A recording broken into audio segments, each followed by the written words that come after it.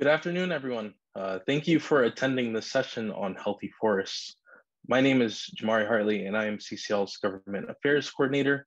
I have been with CCL for almost 2 years, and I am so excited to dive a little bit more in depth with our speaker today.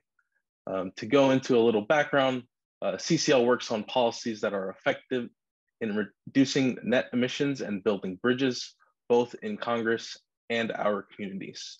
One of our policy goals is to find the best way to reduce emissions by using America's forests to pull carbon out of the air.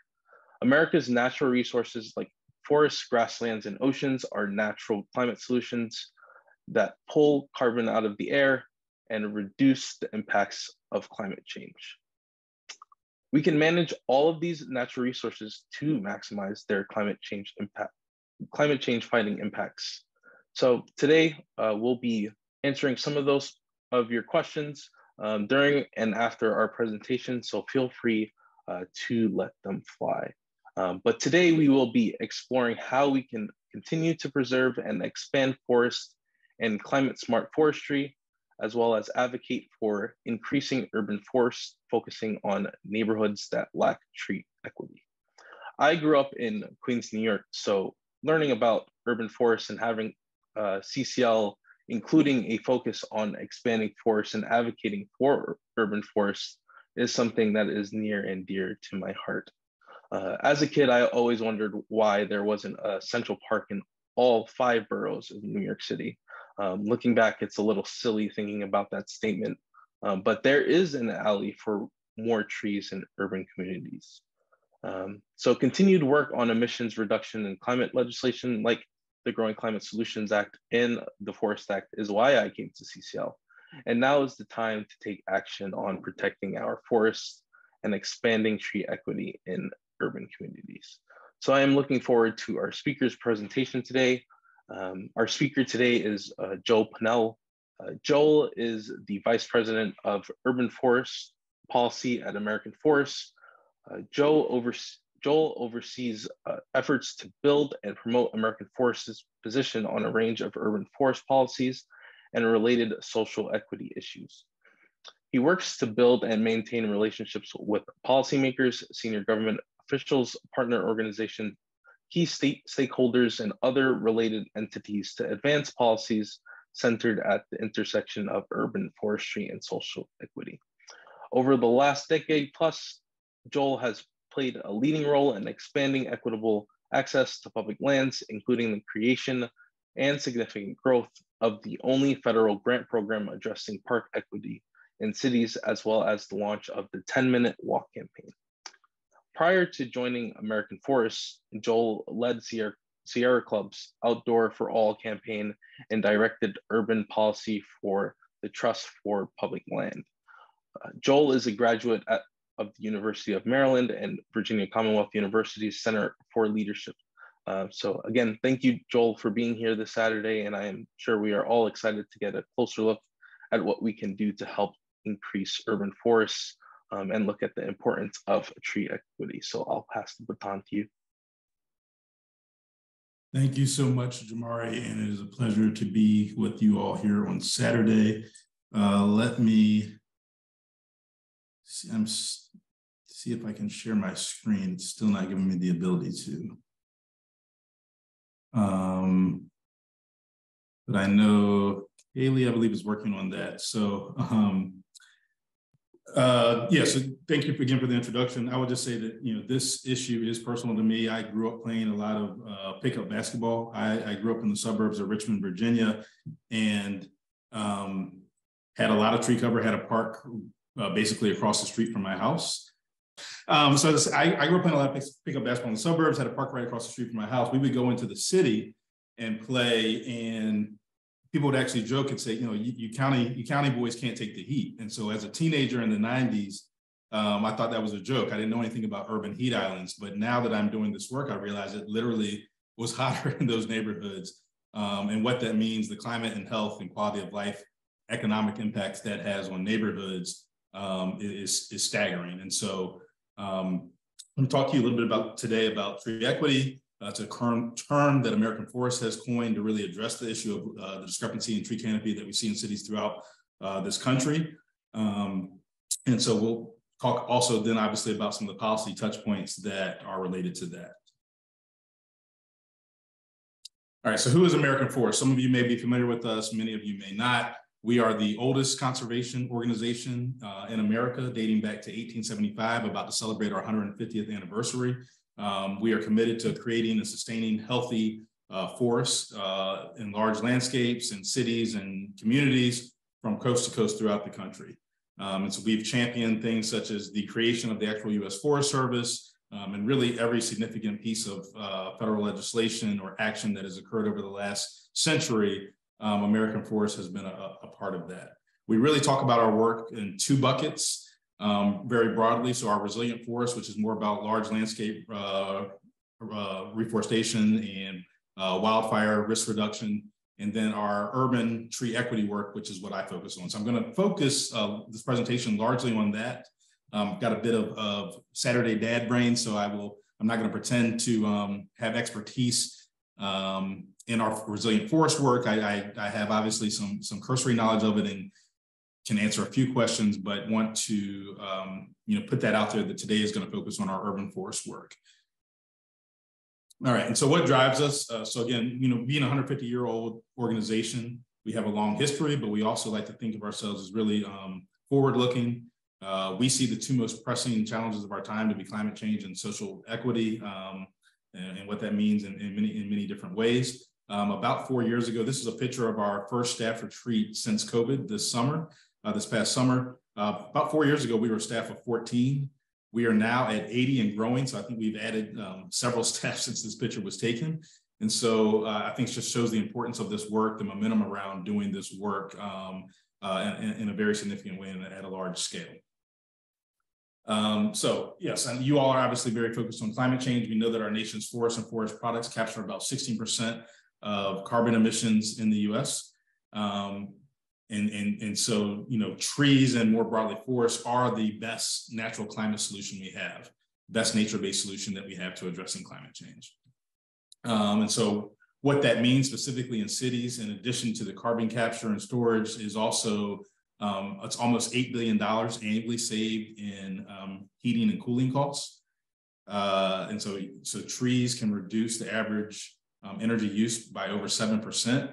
There's studies showing that if you plant anywhere from 1 to 3 trees in the right place, you can actually reduce those costs at an individual house by almost 50%. So trees are again, greatly important when we're talking about not only just storing carbon, but when we're talking about urban heat island and extreme heat, which is the #1 killer of all extreme weather events. So more than hurricanes, flooding, all of those things that sometimes get more press, heat is known as the silent killer. And obviously heat has gotten a lot of press. The heat wave that we had last year in the Northwest, that we continue to have throughout the country, throughout the world, as our climate continues to warm. And so here's a little bit more about that extreme heat. Scientists at Duke estimate that there are about 12,000 preventable deaths a year from extreme heat. And with the way that our climate continues to warm, they anticipate that if we do not take substantial action, that number could grow to 100,000 deaths annually by the end of this century. And so I think, they've even done studies where they say that Boston, by the end of the century, summers in Boston will feel like Miami.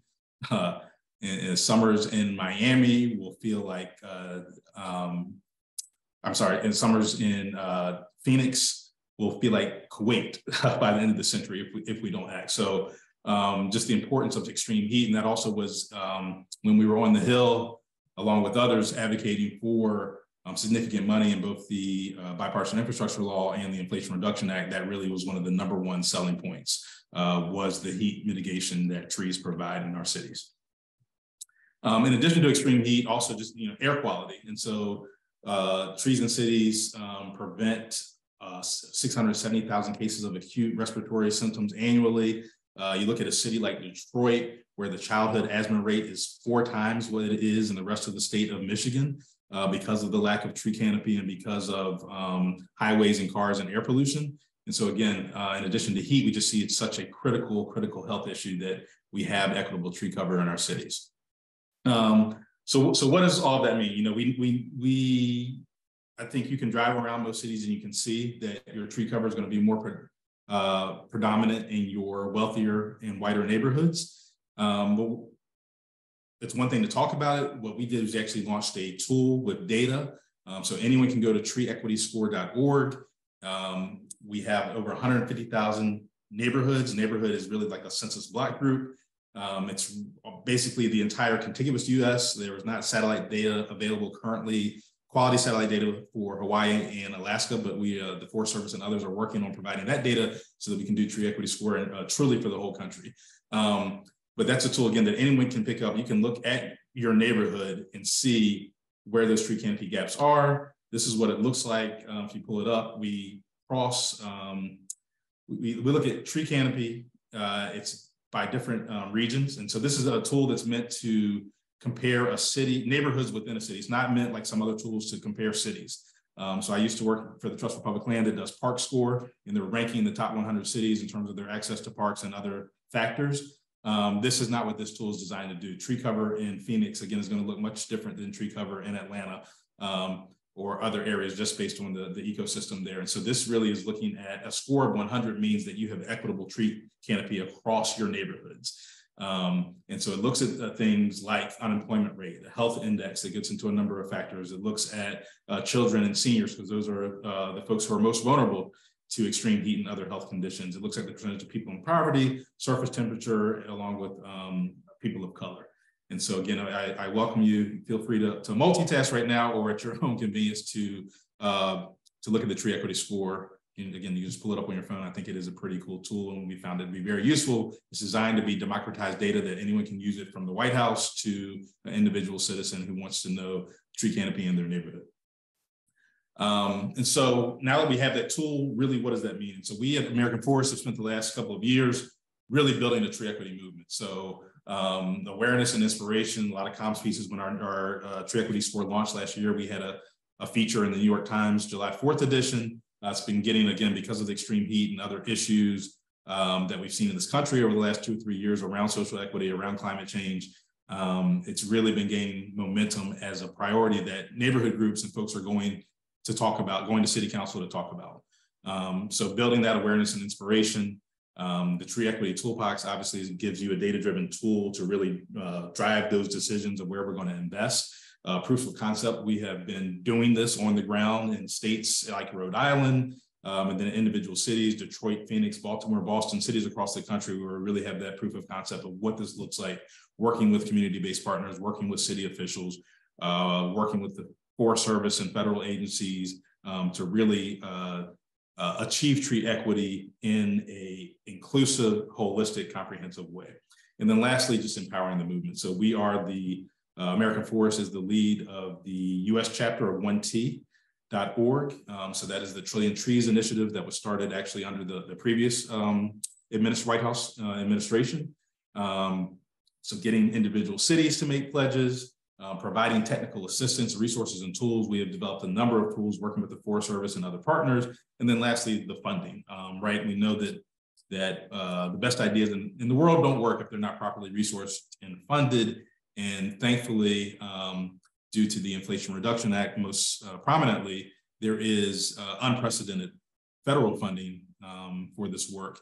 There's also a lot of private funding. Cities have been leading on this work for years, decades in some cases. They don't have the luxury to wait and do the politics that we sometimes see at the federal level. And so really, we're at an unprecedented moment in terms of funding tree equity across the country. And then just how we do this work too is that we work again with partners to make sure that it's data-driven, that it's community-centered, holistic forestry. That is a picture of a guide that we developed with the Forest Service that was part of the White House's announcement on their interagency work task force on extreme heat. Really looks at things like species selection, how we're optimizing tree cover for human health and for climate adaptation.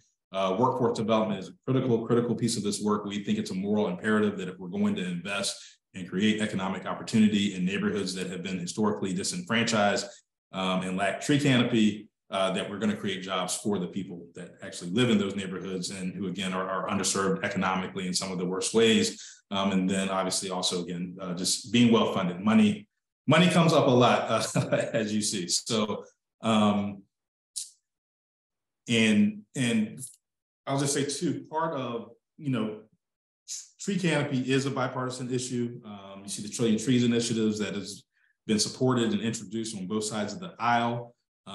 Sometimes when we talk about urban forestry, I will meet with folks who say, yeah, trees are great, but why is it the federal government's responsibility to fund neighborhood trees?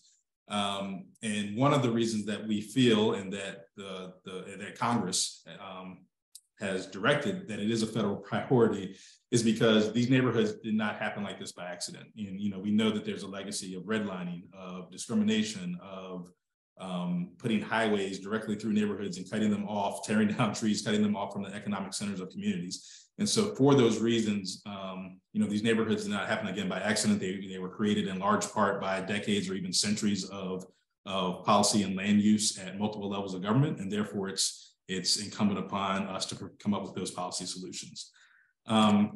So here's the Inflation Reduction Act. I'm not going to focus a lot or really at all on the bipartisan infrastructure law. That was mostly, again, the Replant Act, which lifted the cap on the Reforestation Trust Fund and provided about $2.5 billion to post-fire restoration, was what we considered our most significant federal policy win in terms of our resilient forest work. But when it comes to our urban forestry and tree equity work, it really was all about the Inflation Reduction Act. This is some of the non-urban money that was in the $5 billion forestry title. And so you see that there was additional money for wildfire mitigation in terms of hazardous fuels on National Forest Service lands, veg management, as well as $100 million for environmental reviews under NEPA, $50 million for old growth. There was for private lands, there was about $400 million through those various programs, $100 million for wood innovation and $700 million for the Forest Legacy Program, which is really about private land acquisition to help with healthy forests. So those are the non-urban parts of the title. There's also significant money in some of the conservation titles under the Department of Interior's jurisdiction. So not going to get into that. If folks have specific questions about that, be happy to follow up with you, but did want to let folks know that this money was out there in addition to what I'm going to talk about next, which is the money for urban and community forestry. So in the IRA, there is $1.5 billion for the USDA Forest Services Urban and Community Forestry Program. If you're not familiar with that program, it is the only federal program dedicated to healthy tree canopy in cities. If you are a community of 2,500 and up, you are eligible for assistance under this program. The Forest Service estimates that they've supported about 8,000 communities with funding. So often when people hear urban, they're thinking, New York City, San Francisco, Chicago, Los Angeles. This is obviously can fund work in those cities, and there's needed work in those cities. But communities as small as 2,500, so cities throughout the country, we're talking about basically 84% of America is eligible for assistance under this program. And $1.5 billion, what does that mean? Well, the high water mark for this program in annual appropriations was $40 million. So $1.5 billion is almost 40 times what the annual appropriation has been. If you read the language, the Forest Service, the language in the legislative text, Forest Service has 10 years to obligate the money. So folks were talking about, it's $1.5 billion over 10 years, $150 million a year. But that is not how they are thinking about this money. They're thinking of it as a one-time inflection of money. They're going to try to get the money out the door much more quickly than the window that they have. They must obligate it within 10 years. They're going to try to do it much more quickly for a variety of reasons. And there's still going to be a need to increase that annual baseline of funding for this program going forward. So I did want to make that clear. Some of the eligible activities, most folks often think just of tree planting. Because this was a reconciliation bill, it was all based on existing authorities, and the Forest Service, through the Cooperative Assistance, Forestry Assistance Act of 1978, through subsequent amendments, including the 1990 Farm Bill, which created this program, they have broad authorities to do not just tree planting, but to do protection, to do maintenance. The Forest Service has the authority to do activity on private lands if it's for public benefit. Wood utilization, workforce development, education, technical assistance, planning, all of those things are eligible activities under this money. And again, the priorities are underserved areas to really lift and build capacity in places where communities don't have it, and comprehensive climate, health, and socioeconomic impacts. Some of the additional funding that is in the IRA that is not specific to forest, but under which tree canopy and other activity is eligible is DOT has $3 billion for their Neighborhood Access and Equity Program. This is going to be administered by the Federal Highway Administration. It would do things like complete streets, multi-use trails, regional greenways. If you're familiar with the Transportation Alternative Program, those sort of multimodal, again, complete street things. But then also natural infrastructure to mitigate urban heat island and stormwater runoff. We know that trees are the most effective natural infrastructure to do that. And that even has specific language on tree canopy assessments. DOT has been a little bit slower in setting up this program because I think they had so many new programs created in the IIJA. But they are working to set up what the specifics will be, and eligible entities are states, local units of government, and the MPOs that typically receive federal transportation money. Another program that I wanted to highlight is EPA has environmental and climate justice block grants. They actually put some information out on this yesterday at the National Environmental Justice Advisory Council meeting, a public meeting. So even though they are called block grants in the legislation, they're actually going to be competitive grants. And again, lots of language on mitigating climate and health risks from urban heat islands, climate resiliency and adaptation. Of that $3.2 billion is set aside specifically for engagement of disadvantaged communities so that they can be part of processes and decision-making and allocating this funding.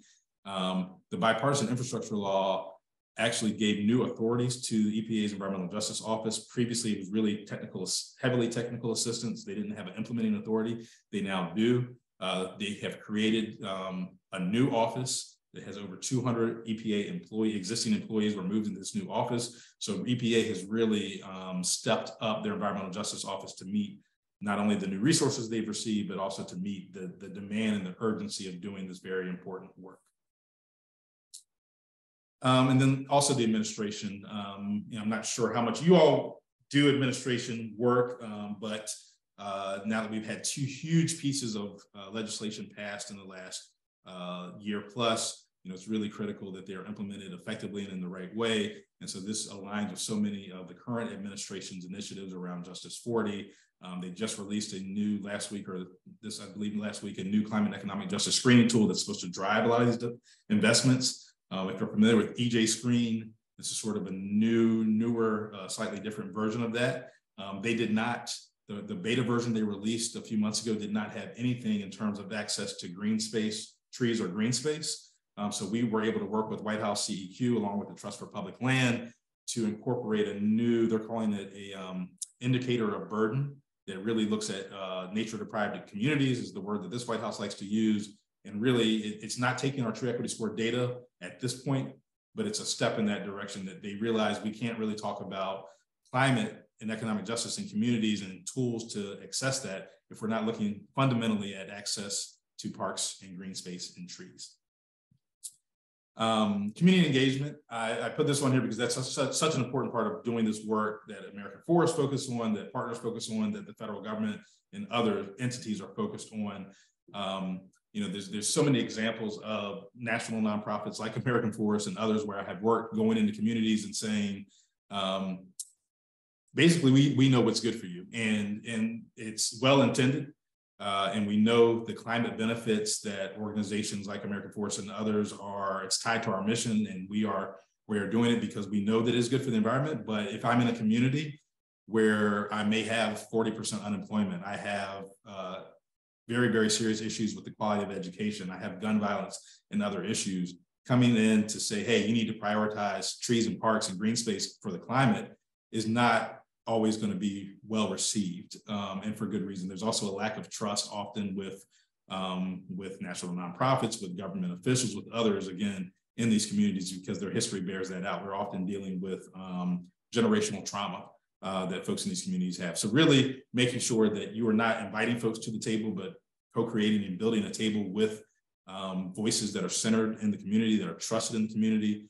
There's a great example of this in Baltimore, where the Forest Service has worked with the city of Baltimore and with others, but really it's been led by a pastor at a church there who really has got the community buy-in, and they were doing invasive species removal and different things because emerald ash borer and other invasive species had decimated some of their tree canopy. So they really brought the community together around that, but it started with that trusted partner in the faith-based community.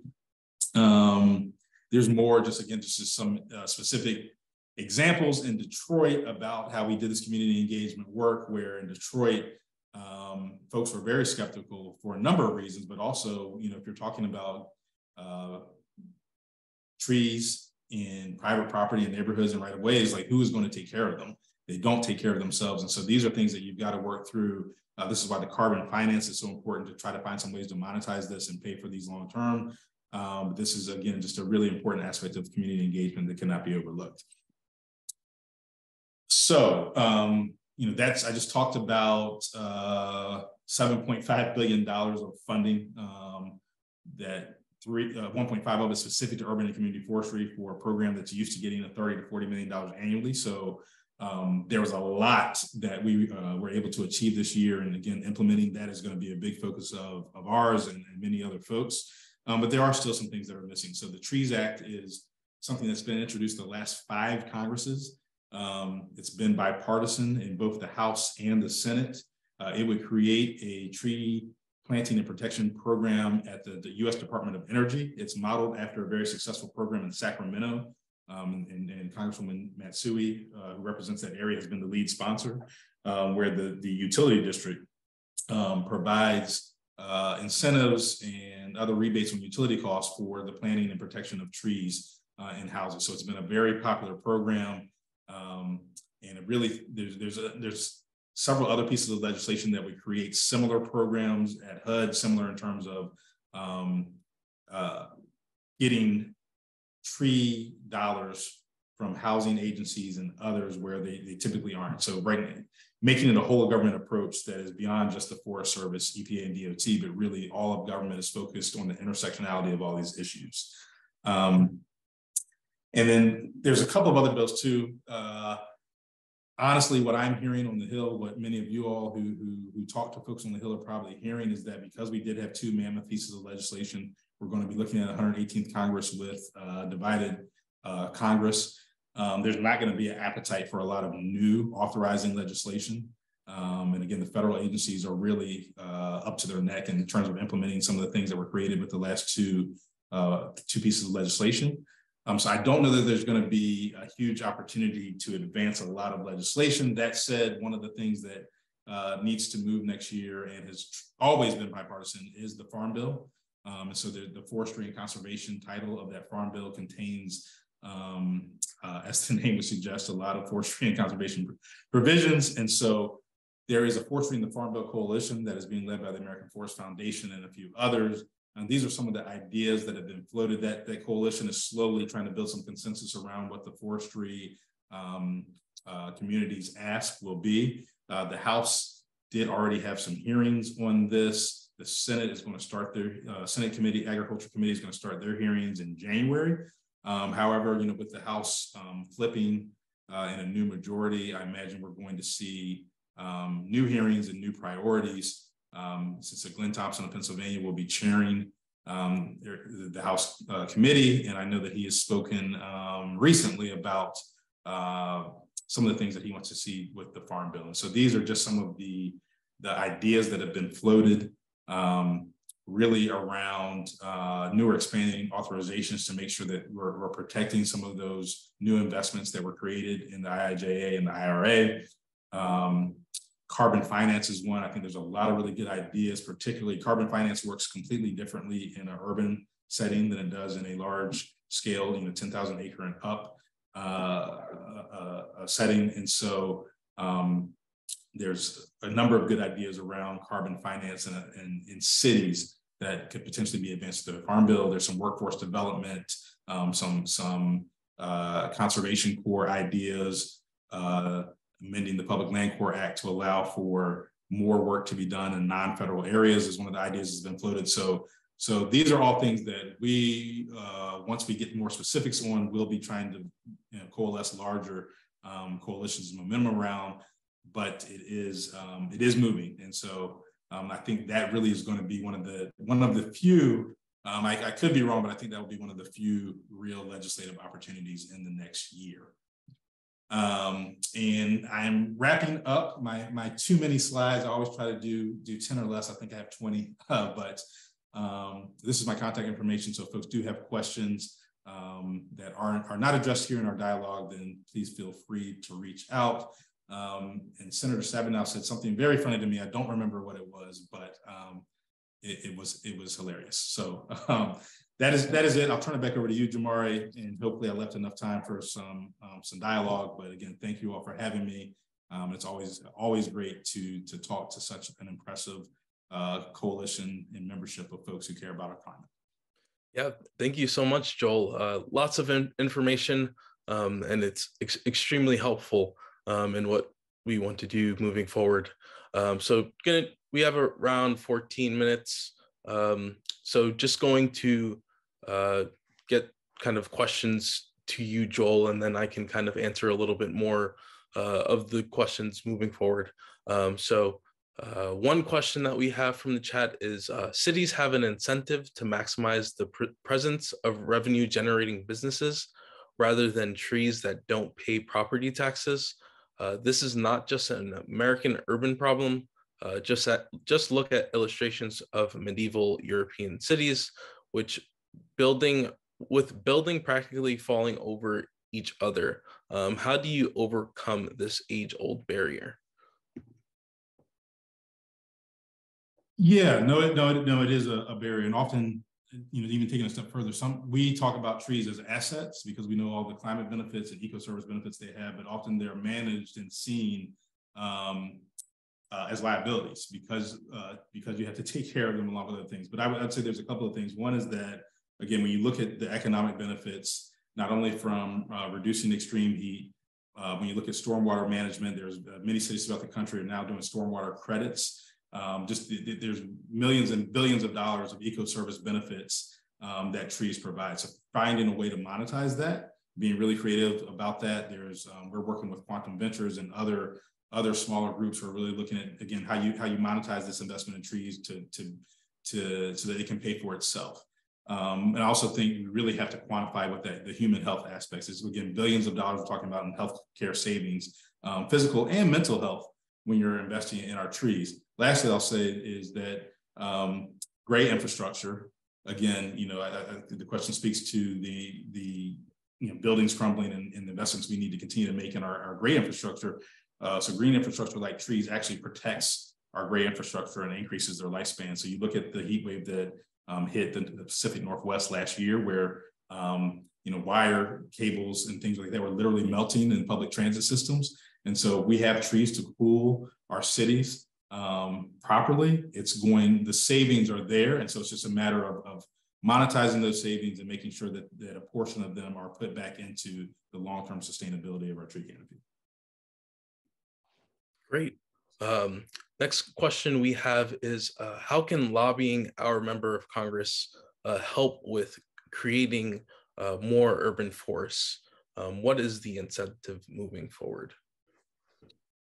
Yeah, I think the incentive moving forward, particularly now that we have so much federal money at the table, is really going to be on the implementation side. And so cities across the country have various stages of urban forest management plans. And so really being able to put some teeth to those plans. And so I think obviously any member of Congress that you're talking to, going in with specific examples of some of those plans and some of the neighborhood development and stabilization that occurs when you invest in tree canopy is really the way to go. And so the ask, the hard asks have been done in terms of getting these two big pieces of legislation across the finish line. And so I think now it's really is about implementation.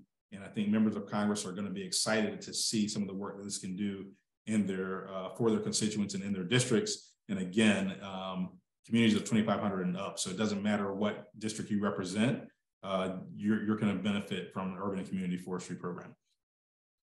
Yeah, and talking about implementation a little bit more, you mentioned Sacramento as a city that potentially does a little bit more with their urban forestry work. Do you have any other examples of some cities that have done well with their urban forestry work? Yeah, I mean, there's cities across the country. Chicago has made massive commitments to their, they've actually put tree equity into some of their citywide plans. Phoenix is doing great work. LA, Miami, Boston, New York. There's so many cities across the country, smaller cities, Columbus, Ohio, that Iowa is filled with a lot of small communities who are doing this work. I think what's important to point out is that cities who are doing this work is because they've looked across all agencies and they've really coordinated around the plans. There's a lot of urban forestry plans that sit on shelves, but if you're not coordinated across agency and have someone in the mayor's office who's actually a point person on this, it doesn't work. And so you look at a city like Phoenix, which was the second city after Miami-Dade to actually have a chief heat officer, because those are two cities where extreme heat is obviously a pressing issue. And so they've prioritized the funding at the city level. We've got to look at how lack of tree canopy and other issues are making our cities hotter and unlivable. And so there's so many cities across the country. I could go on. Denver has a great metro approach, the whole Front Range area of doing this collaboratively. They've got a great plan. They're looking at not only how they're going to plant tens of thousands of trees, but how they're going to protect trees, how they're working with the core networks and others, AmeriCorps and others, to get youth involved. So there's so many different ways. So many cities have been leading on this. But those are just some of the examples that immediately come to mind.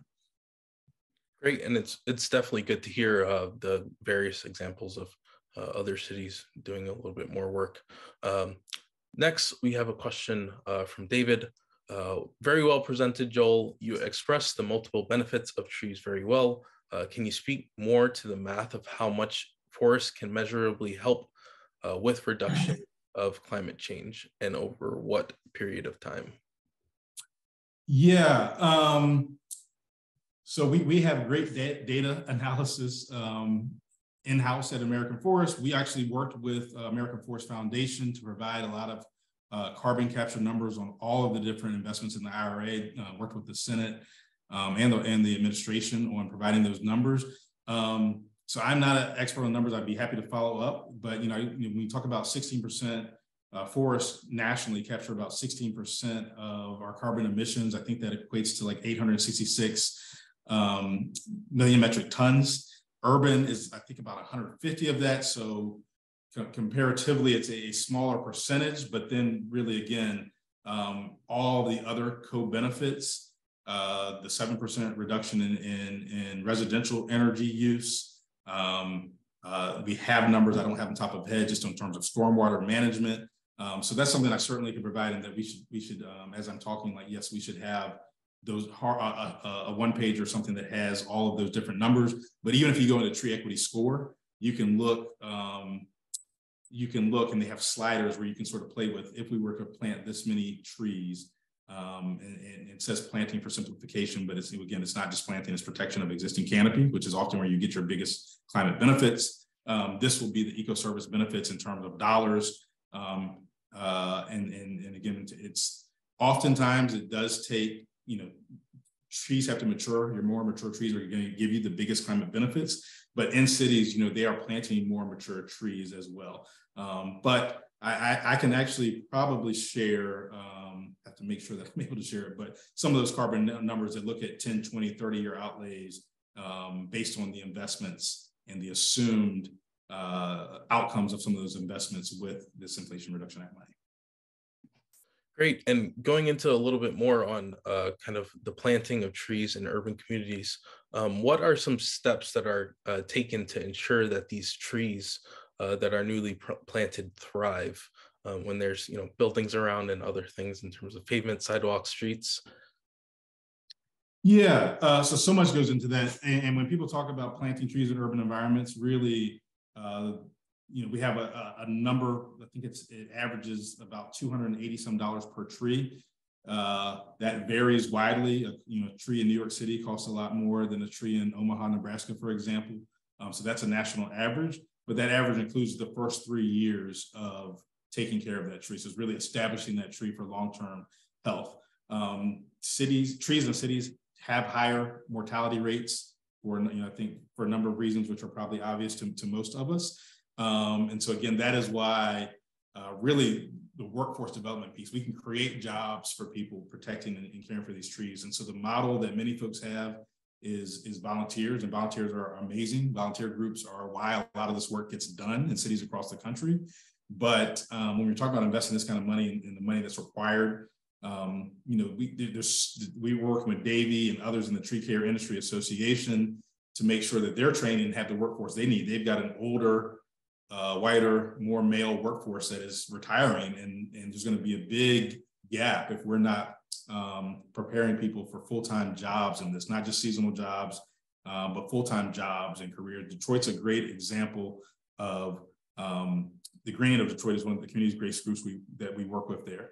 They had 60% of their participants are people who have been previously incarcerated or justice involved.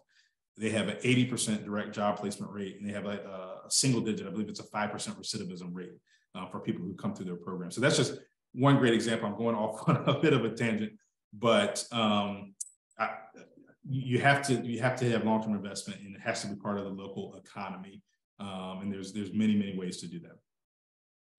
Yeah, great to hear. And extremely, in terms of the costs, do you kind of envision any supply issues if all of these communities are engaging in kind of a massive effort to plant more trees? Nursery capacity is a very real issue. There's a lot of white papers and different things on that. One of the ways that we have tried to address that is we worked with the Forest Service in their Northern Research Station. And so I think it was based out of Cleveland, but they have really looked at how do you create like regional nurseries? How do you, again, create jobs for folks? And so I keep going back to Detroit because I was there recently and we just have so many great examples there. But one of the things that they did was the Forest Service ran a lot of research to extract, like, extract genetics from trees that are most resilient to climate change, most resilient to invasive species. They then created nurseries. I think there's 3 of them in Detroit on previously vacant land. And so now those have become small businesses for residents there in Detroit. So nursery capacity is a huge issue. Having that seed to forest pipeline, it's being addressed at multiple levels, from your large national forest reforestation to work in cities. Great. I think we have time for 1 to 2 more questions. So do you have any recommendations to potentially increase tree canopy in a community with a lot of businesses and parking lots? And how can we increase participation within our communities specifically?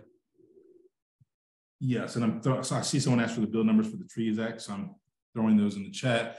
I would say just get involved by going either to local council meetings. If there's a Friends of group, or we're seeing in many communities there are these Boston Speak for the Trees, Baltimore Tree Trust. Throughout the country, there's a lot of Friends groups. So I would start there, and if there isn't one, maybe you get with folks and start one. And so community engagement and building trusted community takes a lot of time. And so I think just start having conversations. What are the priorities for the people who are living in these neighborhoods? You don't want to go into a neighborhood, again, that has all these other issues, the hierarchy of needs, and just show up, say, hey, we really want to help you plant some trees. Often you need to have a conversation about what they see as their priorities, and then you can show how, tree canopy may not have been at the top of your list, but it really can impact all of these things. And so a quick example I give is that in Miami-Dade, we saw we hear that community advocates who had previously been talking about criminal justice reform or affordable housing are now showing up talking about tree equity because they've seen that intersection, and folks have come and engaged them and asked them what's important to them. And so that is where I would start, is just, with the neighborhoods that really need the biggest investments in tree canopy, figuring out what the other priority needs are in those neighborhoods, where trees and natural infrastructure intersect with that, and then have conversations about what is the lay of the land, what are the actual barriers, because it's different in every city. If it's, this particular parcel of land the ownership issues, the zoning issues. There could be so many things, but finding out what those barriers are, and then you can start to address them in partnership with those neighborhood-based entities. Great, and thank you so much. I think that's all we have for time in terms of questions. Thank you so much, Joel, for the presentation. It's very informative. In terms of what CCL is doing moving forward, of course, on Healthy Forests, we'll be engaging both locally and advocating for federal policies based on healthy forests. So the legislations that we are currently supporting are the Forest Act and the Growing Climate Solutions Act, which are two of our secondary asks this lobby week. So thank you everyone for participating. Thank you for listening to this episode of Citizens Climate Lobby's training program. You can tune into more episodes anywhere podcasts are available. Inspired by what you heard today? Join Citizens Climate Lobby to advocate for bipartisan climate solutions. Go to community.citizensclimate.org to find more trainings, resources, your local chapter, national action teams, discussion forums, and more. Be sure to like our Facebook page and follow us on Twitter and Instagram @CitizensClimate. We also invite all of our listeners to subscribe to our YouTube channel for more inspiration. Like what you hear?